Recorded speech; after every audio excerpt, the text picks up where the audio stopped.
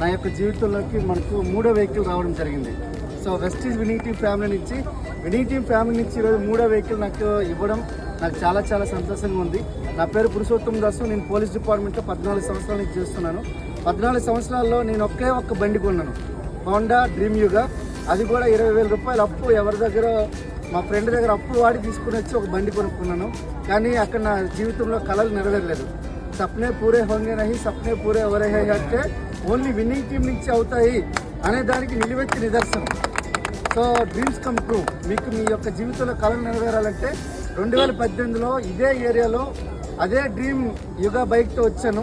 వచ్చినప్పుడు నాకు ఎటువంటి ఆలోచన లేదు. ఒక 5,000 10,000 ఎక్స్ట్రా వస్తే చాలనుకున్నాం. కానీ వచ్చిన 5 నెలల లోపల 20,000 ఇన్కమ్ దాటింది. 8 నెలల్లో బ్రీజా వెహికల్ తీసుకున్నాం, కారు, వండర్ఫుల్ కారు తీసుకున్నాం. అలాగే 14 నెలల్లో ₹1,00,000 ఇన్కమ్ తీసుకున్నాం. 36 నెలల్లో మెర్సిడీస్ బెంజ్ తీసుకున్నాం, రెండో వెహికల్. తర్వాత కరెక్ట్ 4 ఇయర్స్ లోపల ఒక 2.5 కోట్లు పెట్టి ఇల్లు కట్టించాం. సో చాలా అద్భుతమైన ఇల్లు అది, ఒక ఇంద్రభవనం లాంటి ఇల్లు. అలాగే ఇప్పుడు నెక్స్ట్ వచ్చేసరికి 2024లో మూడో వెహికల్.